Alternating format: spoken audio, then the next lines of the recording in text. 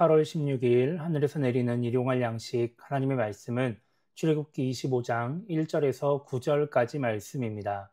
여호와께서 모세에게 말씀하여 이르시되 이스라엘 자손에게 명령하여 내게 예물을 가져오라 하고 기쁜 마음으로 내는 자가 내게 바치는 모든 것을 너희는 받을지니라. 너희가 그들에게서 받을 예물은 이러하니 금과 은과 녹과 청색 자색 홍색 실과 가는 배의 실과 염소털과 붉은 물들인 순양의 가죽과 해달의 가죽과 조각목과 등유와 관유에 드는 향료와 분향할 향을 만들 향품과 호마노며 애복과 흉패에 물릴 보석이니라. 내가 그들 중에 거할 성소를 그들이 나를 위하여 짓되 물은 내가 내게 보이는 모양대로 장막을 짓고 기구들도 그 모양을 따라 지을지니라. 아멘. 오늘 우리가 읽은 말씀은 성소를 만들기 위한 하나님의 말씀을 기록하고 있습니다. 2절을 보면 하나님은 이스라엘 자손에게 명령하여 하나님께 예물을 가져오게 하라고 말씀하십니다. 그래서 3절부터 7절까지 말씀에서는 어떤 예물을 드려야 하는지를 알려주십니다. 그리고 8절에서는 이 재료를 가지고 하나님을 위해서 하나님이 이스라엘 중에 거하실 성소를 지으라고 말씀하십니다. 9절에서는 이 재료들로 어떤 것을 만들고 어떻게 성소를 지어야 할지 하나님이 다 알려주시겠다고 말씀을 하시죠. 오늘 말씀을 통해 우리가 생각해 봐야 하는 것은 예물을 요구하시는 하나님의 모습입니다. 오늘 말씀에서 예물을 요구하시는 하나님의 모습은 상당히 강압적입니다. 하나님은 이스라엘 백성들에게 자유롭게 예물을 드리라고 하고 그 예물을 가지고 성소를 만들라고 하시지 않습니다. 모세에게 명령하라고 하시고 어떤 것을 가져와야 하는지 예물을 지정해 주십니다. 그러니까 정해진 것 외에는 갖고 오지 말라는 것입니다. 그렇게 정해주신 예물을 보면 저렴한 것도 있고 값비싼 것들도 있습니다. 저렴하고 또 구하기 쉬워서 누구나 갖고 있을 만한 것들은 하나님께 바치는 것이 어렵지 않은 일이지만 비싸고 또 구하기 어려운 것들은 이스라엘 자손들에게 부담이 될 수도 있습니다. 더군다나 지금 이스라엘 자손들은 광야에 있습니다.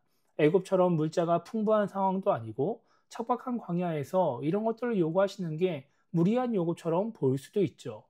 그런데 이스라엘 자손들 입장에서는 이것이 전혀 부담이 없는 명령이었습니다. 왜냐하면 하나님께서 이 상황들을 미리 준비하셨기 때문입니다.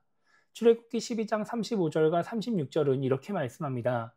이스라엘 자손이 모세의 말대로 하여 애굽 사람에게 은금 패물과 의복을 구하매 여호와께서 애굽 사람들에게 이스라엘 백성에게 은혜를 입히게 하사 그들이 구하는 대로 주게 하심으로 그들이 애굽 사람의 물품을 취하였더라.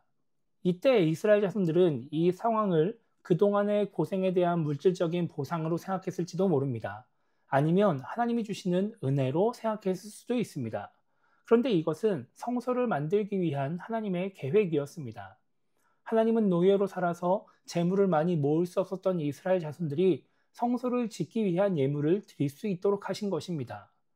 하나님은 우리의 것을 갈취하시는 분이 아닙니다. 하나님은 우리의 것을 빼앗아서 이익을 취하시는 분이 아닙니다.